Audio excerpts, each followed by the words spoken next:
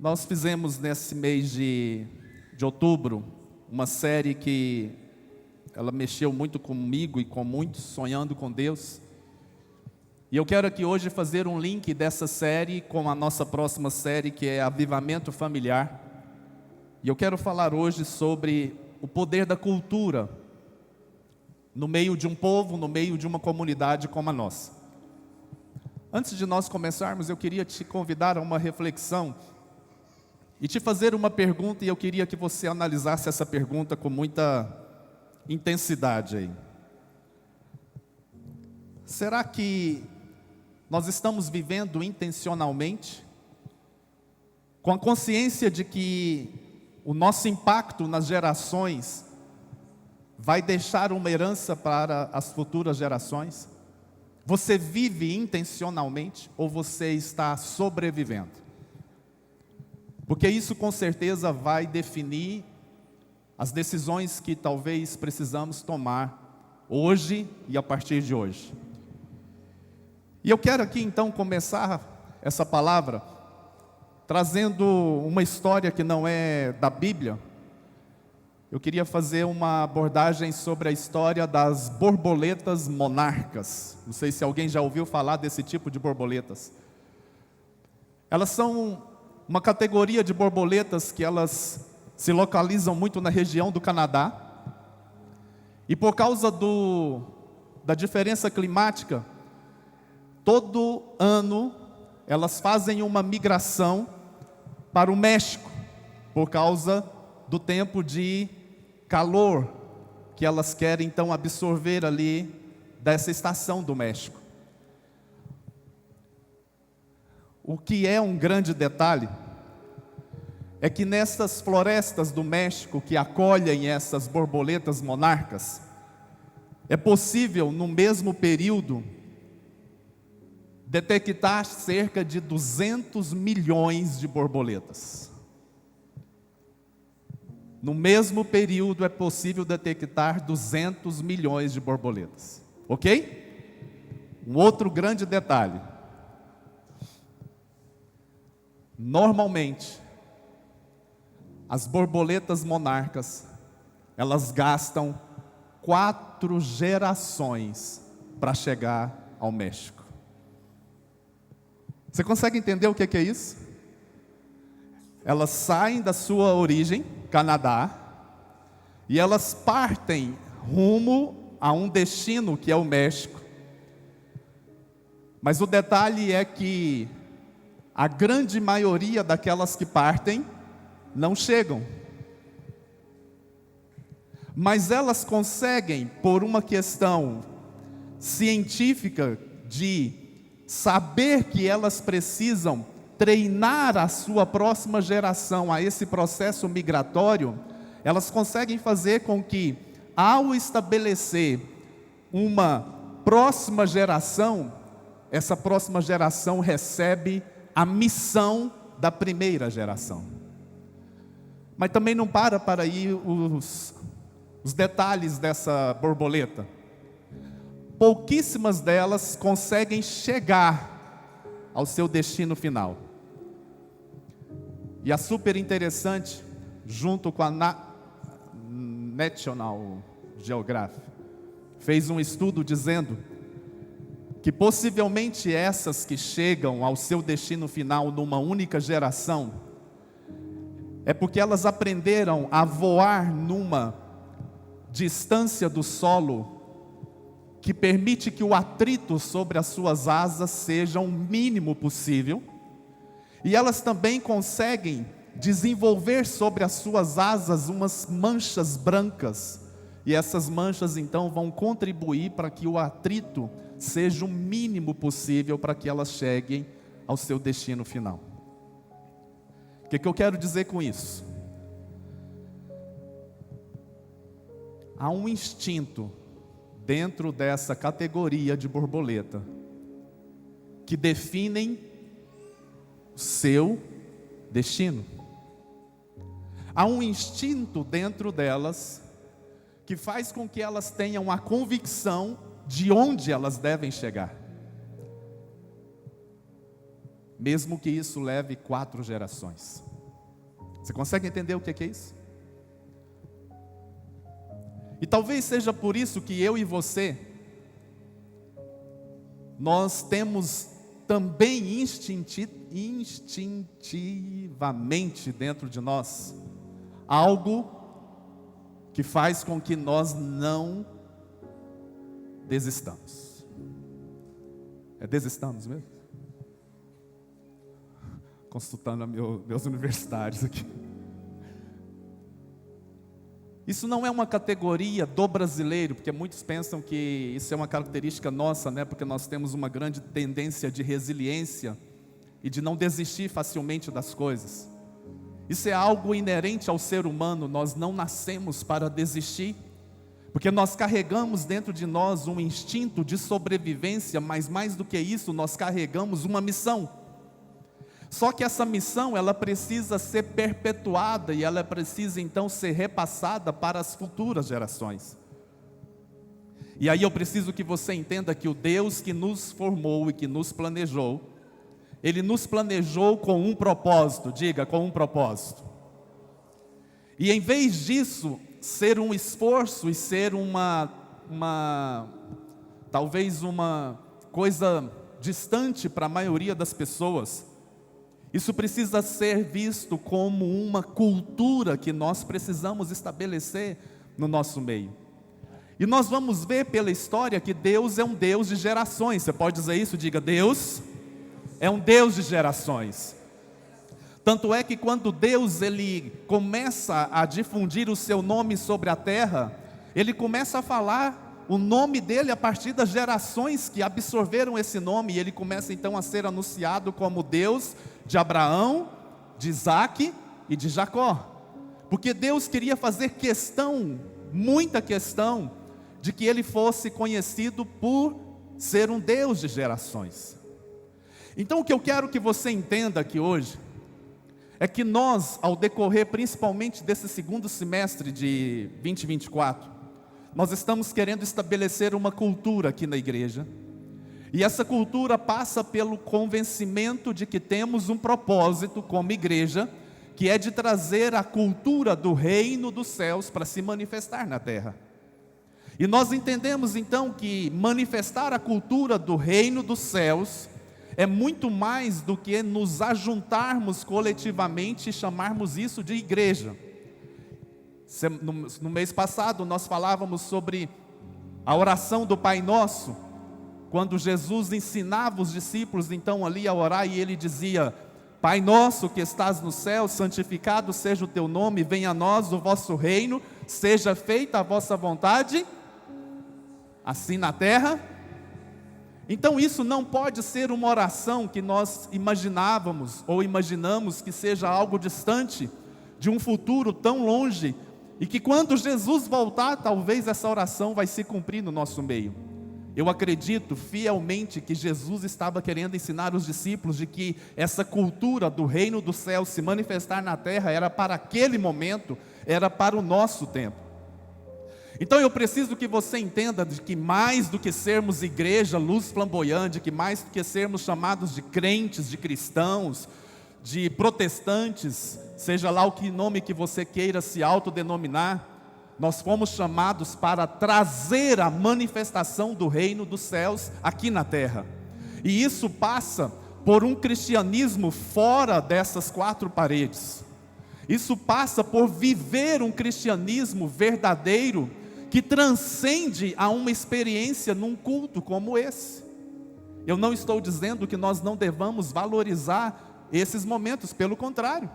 Hebreus fala-nos que nós não podemos desprezar momentos como esse, porque talvez são em momentos como esse que Deus libera uma porção maior da glória dele sobre nós ou sobre alguém.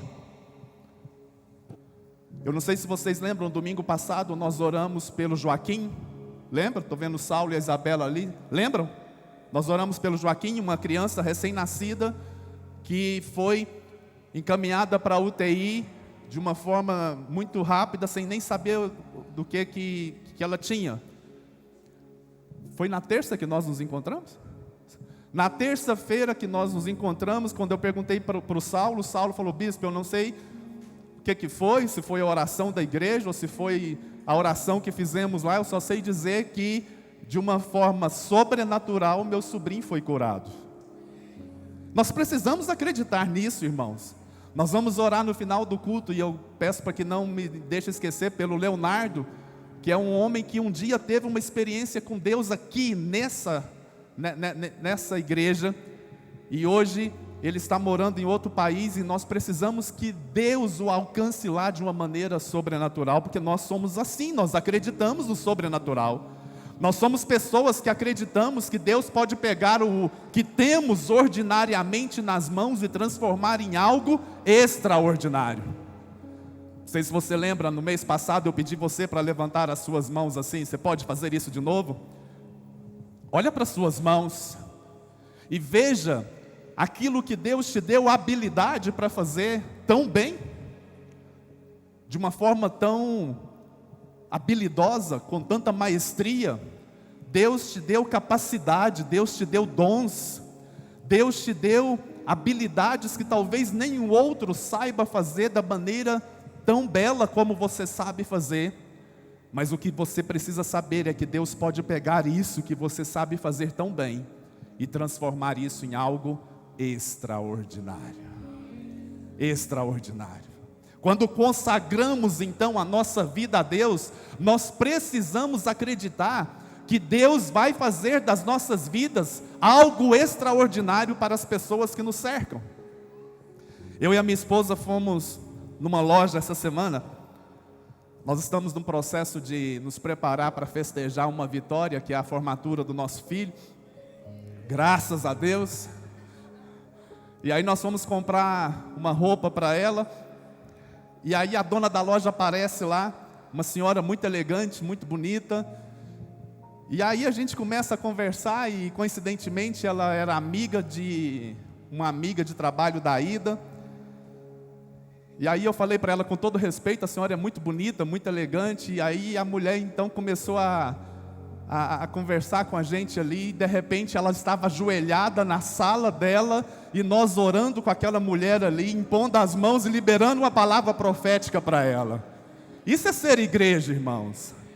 Isso não é um papel do pastor apenas, isso é um papel de todos nós que somos chamados dentro de uma cultura de acreditar que temos o propósito de atrair o reino do céu sobre a terra. Ela disse que não estaria aqui hoje por uma questão de compromisso, mas ela disse que no domingo que vem estaria aqui conosco, ainda vai trazer a amiga da Ida que nunca veio. E eu falei: então eu vou cobrar da senhora. Aí ela falou: não, eu quero me comprometer com vocês de que eu vou nessa igreja de vocês. Isso é ser igreja. Ser igreja é muito mais do que estar aqui domingo, irmãos. Domingos é um tempo precioso que Deus nos permite vir oferecer algo para Ele. E talvez, com certeza, dificilmente nós sairíamos daqui sem nada a atrair e a acumular sobre nós, ao menos que nós não o desejássemos, porque Deus é fiel. E pode ser que Deus minimamente Ele venha tocar em você numa área que você esteja precisando, porque Deus, Ele é fiel. Mas quando eu pego então essa história dessas borboletas monarcas, eu fico me questionando como vai ser a próxima geração dessa igreja. Não parece, mas eu tenho 50 anos. O povo anda falando que eu tô muito boyzinho, mas é porque a igreja é mais jovem, então eu preciso me identificar com eles, né? A ideia é essa, tá colando. Eu sei que eu não tenho muito tempo de liderança, talvez, e talvez não tenho muito tempo de produtividade. E eu sei que vai vir uma outra geração, e a pergunta que eu faço para mim e para você é: qual vai ser a igreja que vai assumir essa outra geração? Ela vai ser apaixonada? Ela vai ser intensa? Ela vai carregar instintivamente um propósito? Eu preciso me preocupar com isso. Nas aulas de estudo bíblico eu pego um pouco mais pesado, porque a gente tem um pouco mais de liberdade de falar algumas coisas bem mais específicas. Mas eu preciso me preocupar com essa próxima geração, e eu preciso levar você a esse questionamento, principalmente você que já está numa fase de ter filhos. O que você está deixando de legado para os seus filhos em relação a uma paixão por Deus? Eu fiz um questionamento para os alunos do estudo bíblico, que eu quero fazer para você. Se a certeza e a garantia da entrada dos seus filhos no reino dos céus, ou mais especificamente, se a certeza e a garantia de que seu filho vai entrar no céu depender do seu cristianismo hoje, seu filho entra ou não? Sabe o que eu gostaria de ouvir nessa hora? Vocês dando brados e falando: entra! Por que será que nós não fazemos isso? Posso perguntar de novo? Se a entrada dos seus filhos, para ninguém aqui ficar achando que não tem nada a ver com você essa palavra, se a entrada dos seus pais, se a entrada do seu esposo, da sua esposa, se a entrada da pessoa que você mais ama depender do seu cristianismo hoje, ele entra ou não entra no céu?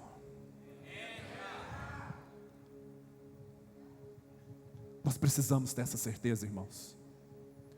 Mas sabe o que eu percebo? Culturalmente, nós fomos calando o cristianismo dentro de nós. Antes, quando nós pegávamos o ônibus, podia ser o transurbão todo lotado. Sabe o que acontecia? A gente logo sabia quando um crente entrava no ônibus. Era ou não era? A última coisa que vocês vão falar que eu sou é que eu sou crente, com a roupa que eu estou hoje. Sei disso. Estou falando daquela época. Sim ou não, irmãos? Naquela época, sabe como é que a gente entrava dentro do ônibus? Sim, ó. Quem trouxe sua Bíblia? Não estou falando que você está pecando, não é isso não. Estou mostrando o processo cultural ao longo disso, tá? Me entenda. Quem trouxe a sua Bíblia física? Levanta ela. Uau! Eu achava que fosse bem menos, graças a Deus. Essa Bíblia é minha Bíblia de seminário. Ela já foi reformada 3 vezes. E está precisando de uma outra reforma, amor. Mas hoje a gente vive uma cultura, e você não está errado. Eu leio a Bíblia hoje pelo meu celular e eu ponho na velocidade 2. Eu já falei aqui para vocês. Porque é uma forma de eu me concentrar, de eu não me perder. Eu abro a Bíblia aqui, mas eu coloco o meu celular na velocidade 2, que é para mim poder conseguir ler sem me distrair. Mas a pergunta que eu quero te fazer é: será que nós estamos perpetuando uma missão como cristãos? Ou será que nós estamos nos adequando a uma aculturalização não vou falar desprezar, mas de diminuir talvez a relevância do Evangelho para nós? Porque nós precisamos entender que nós somos a resposta que o mundo precisa. Eu vou falar de novo. Nós somos a resposta que o mundo precisa. Essa mulher que nós conversamos, ela virou para mim, para a Ida, e disse assim: nos últimos dias eu ando muito pensativa com a minha vida, e eu ando questionando muito a minha existência. E eu falei para ela, dona Cristina, a senhora já parou para pensar que aqui na sua loja, inúmeras mulheres, porque lá ela só vende roupa feminina, inúmeras mulheres passam por aqui, e a senhora pode ser um instrumento de tocar na alma dessas mulheres e fazê-las acreditar de que elas nasceram por um propósito? E ela falou: uau, eu não tinha pensado nisso. Porque muitas vezes nós achamos que recebe um propósito aquele que é imbuído de uma unção específica e de uma autoridade específica que Deus coloca sobre ele. E Deus vai fazer isso com algumas pessoas, sim. Mas todos nós, ao permitirmos que Deus entre na nossa vida, nós também recebemos um propósito e uma missão, que é de atrair esse reino dos céus sobre a terra, e de manifestar esse amor de Deus a partir da nossa existência de vida.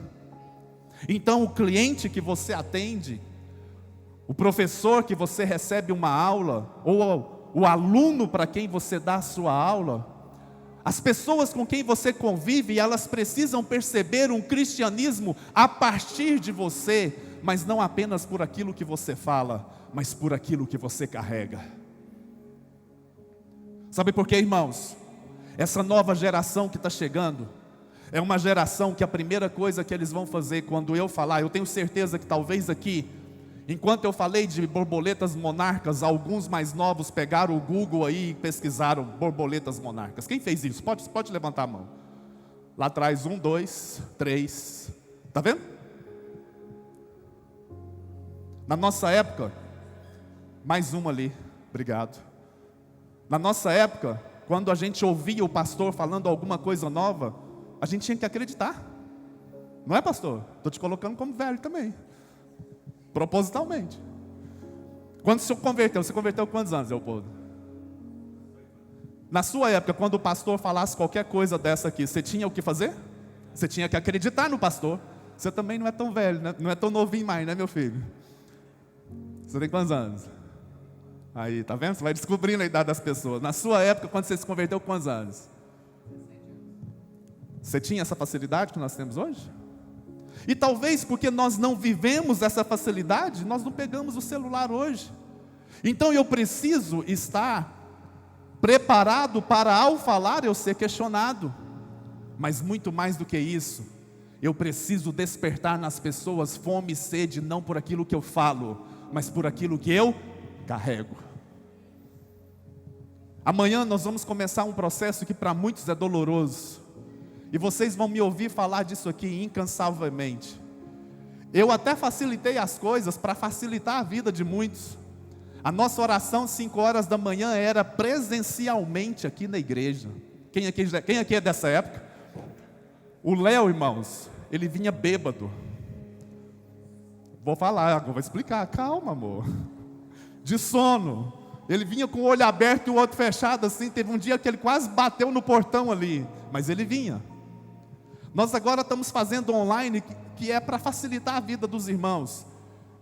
Eu sei que tem muitas pessoas que não vão dar conta de acordar, mas eu preciso desafiar você. Faça isso por algo que você carrega dentro de você.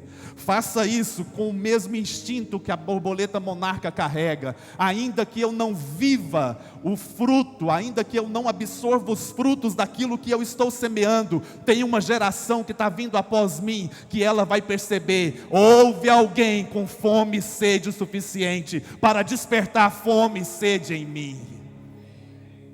Você pode dizer amém por isso? Você pode acreditar que vai ter uma geração após a nossa, que vai dizer: eu quero Deus, eu quero Deus, seja do jeito deles. Talvez os próximos seminários que nós vamos abrir, nós vamos ter como professor um chat GPT. Sei. E talvez nós vamos precisar adquirir uma configuração de uma inteligência artificial ali, crente. Já parou para pensar nisso? Como contratar uma IA convertida? O que você acha, Ivan? Mas eu não posso me sentir ameaçado por uma IA. Sabe por quê? Eu sei o que eu carrego. Eu sei o que eu carrego. Ainda que eu alimente essa IA com muitas, mas com muitas informações e experiências, eu sei o que eu carrego. Você pode olhar para a pessoa que está do seu lado e dizer para ela: eu sei o que eu carrego. Eu quero ler um texto com os irmãos, porque até agora eu não li texto nenhum, né? Porque senão fica parecendo que eu estou falando só besteira.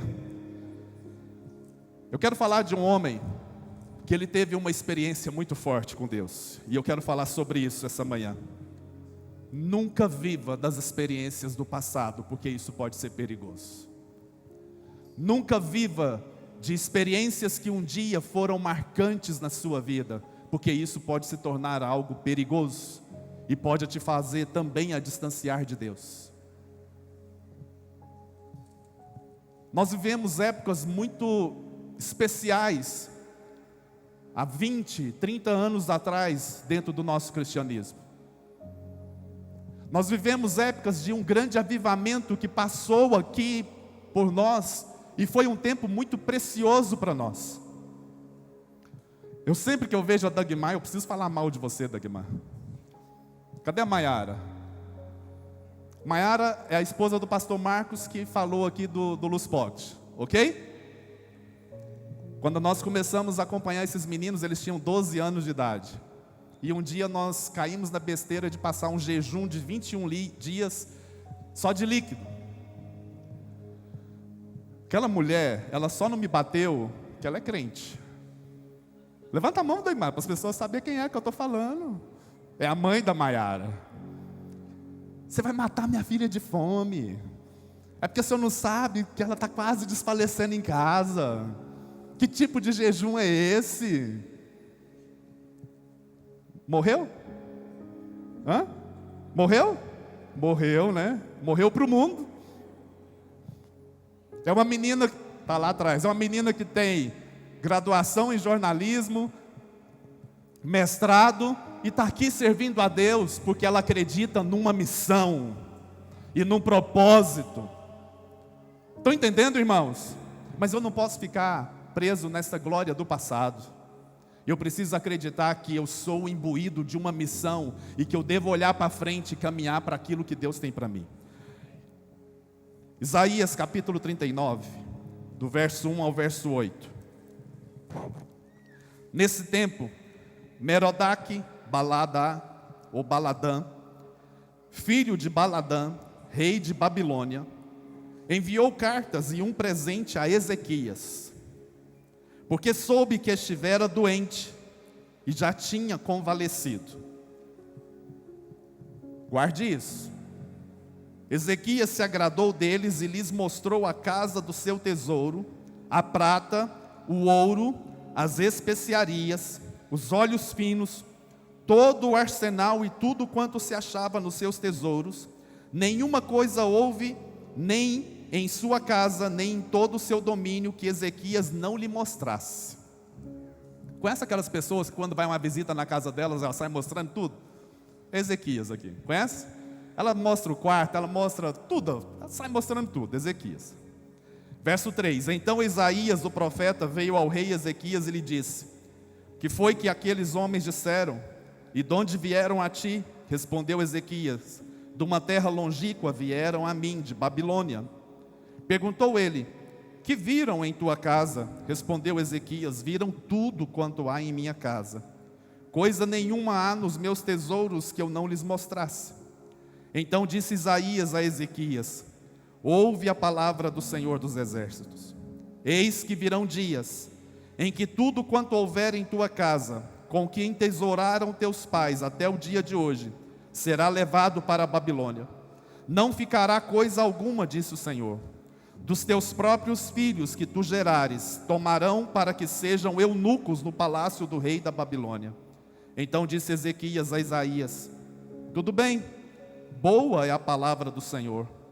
Pois, pensava eu, haverá paz e segurança em meus dias? Parece algo muito normal essa história de Ezequias.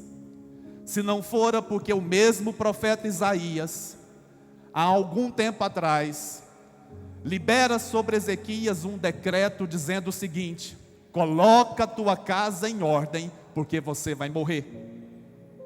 Quem aqui gostaria de receber uma palavra como essa? Sério? Colocar a casa em ordem é boa, mas saber que eu vou morrer?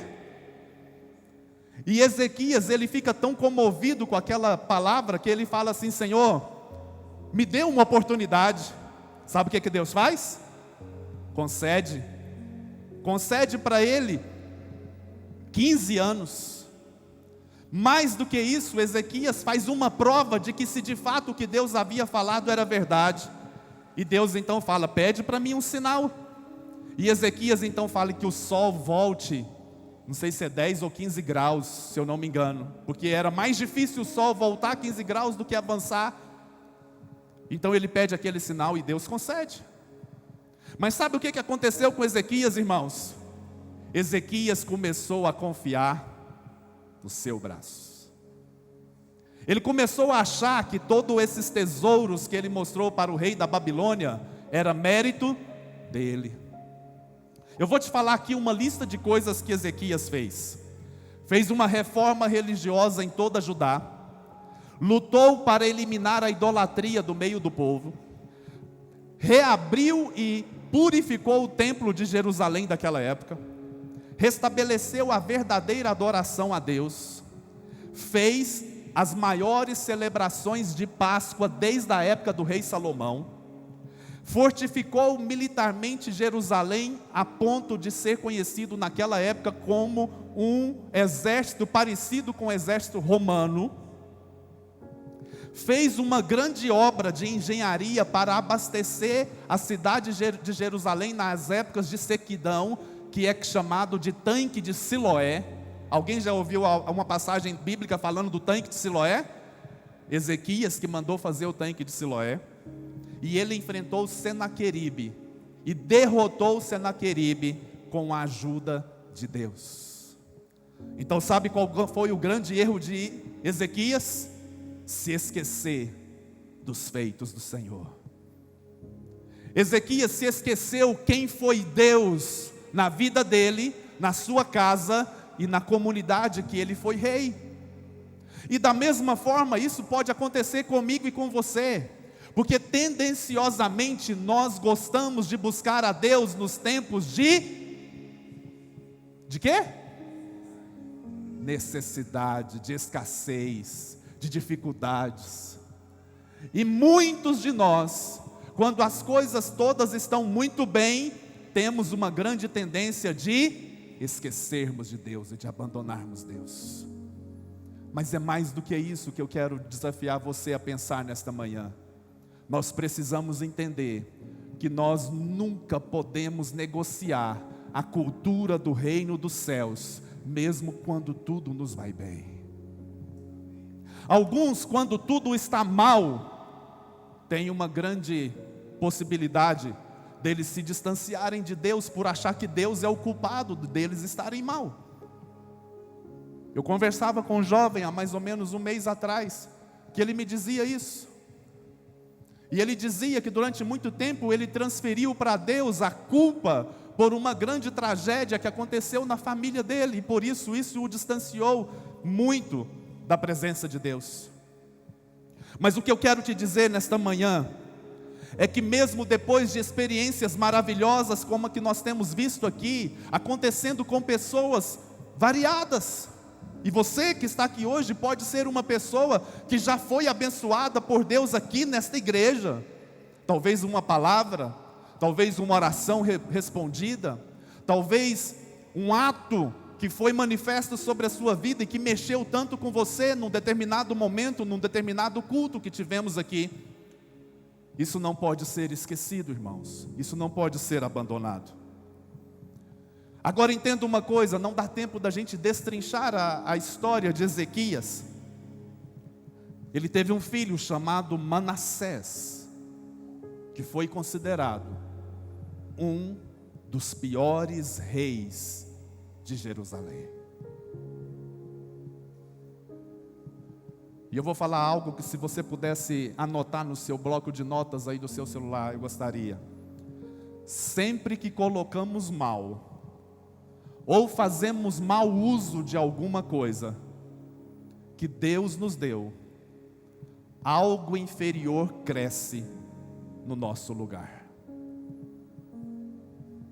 Sempre que usamos mal, ou fazemos mau uso daquilo que Deus nos confiou, algo inferior cresce no nosso lugar. Sabe o que é que eu quero dizer com isso? Eu não quero uma igreja inferior à que nós estamos tendo hoje. Eu quero ver uma explosão de milagres aqui nesse lugar. Eu quero ver uma explosão da glória de Deus nesta casa. Eu quero ver grandes manifestações do poder, das maravilhas, do amor, da misericórdia de Deus sobre nós, sobre os nossos filhos. E eu quero acreditar que nos próximos anos, a próxima geração que chegar, ela será tão intensa, tão apaixonada, tão viva na presença de Deus, porque nós não vamos acreditar em nós mesmos, nós não vamos negociar o nosso chamado, nós não vamos negociar o propósito para o qual nós nascemos, nós vamos atrair a glória de Deus sobre esta casa. Você pode dizer amém? Então vire para a pessoa que está do seu lado e fale: eu preciso de você. Fala para ele: não desiste, vá até o fim, lute e não me deixe desistir. E aí, irmãos, eu preciso então acreditar que Jesus quer sair desta caixa chamada Igreja Luz para os Povos Flamboyant, e Jesus quer se manifestar fora da caixa. Jesus quer manifestar a glória dele através da sua vida quando você sai na segunda, na terça, na quarta, na quinta, sexta, no sábado. E quando você retorna, você vai retornar com grandes feixes de alegria, sabendo que a sua caminhada te proporcionou carregar e manifestar um Deus vivo dentro de você. Pode dizer amém por isso?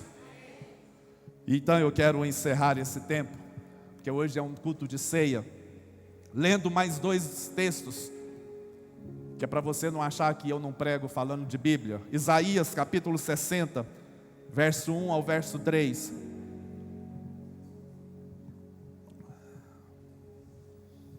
Vai projetar? Isaías capítulo 60.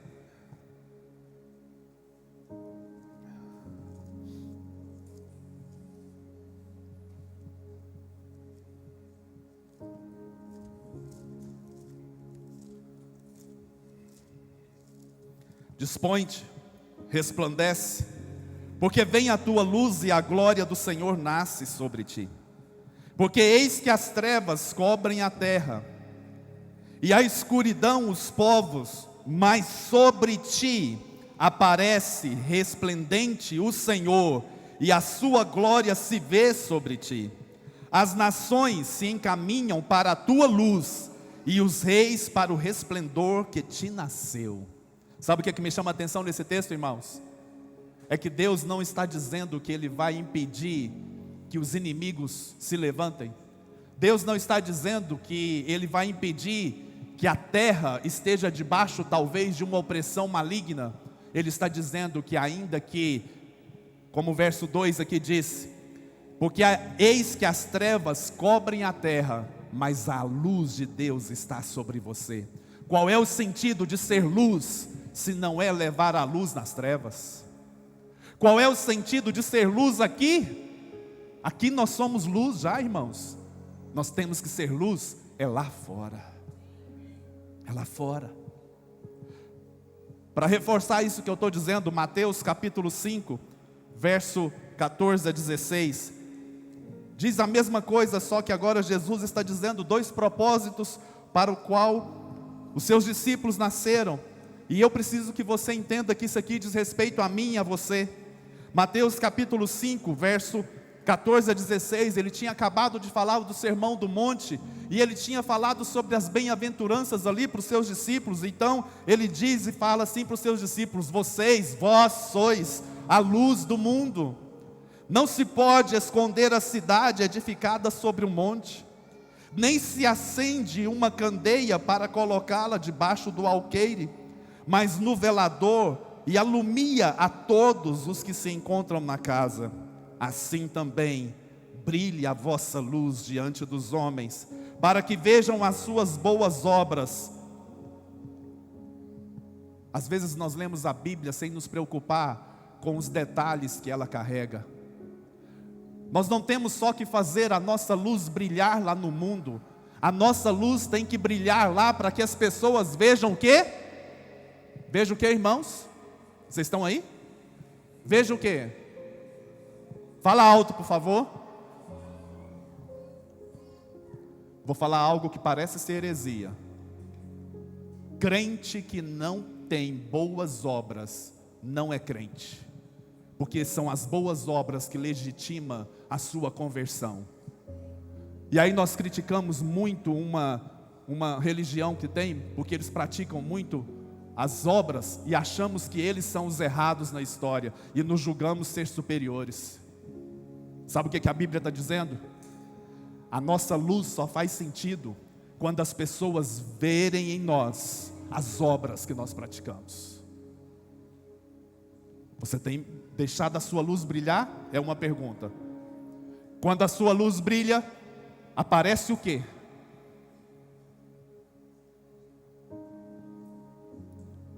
Eu não estou falando só quando você vai falar de Jesus para alguém. As obras têm que ser antes de eu falar de Jesus para alguém. Sabe para quê? Para na hora que eu for falar, apresenta-me as obras que você tem e eu mostro a fé que eu carrego. Os irmãos estão me entendendo? É essa cultura que nós queremos estabelecer aqui na igreja. Nós não somos espectadores. Nós não viemos para assistir um show. Nós viemos para manifestar a glória de Deus daquele a quem nós carregamos. Então, quando nós nos ajuntamos aqui, tem que haver uma explosão de milagres. Quando nós nos ajuntamos aqui, o ordinário tem que se transformar em extraordinário, porque nós estamos manifestando a glória daquele que pode tudo em todos. E aí então, eu encerro dizendo que a cultura do céu, ela deve ser fundamentalmente focada na presença de Deus. E só há presença manifesta quando há uma presença gerada no altar das nossas vidas.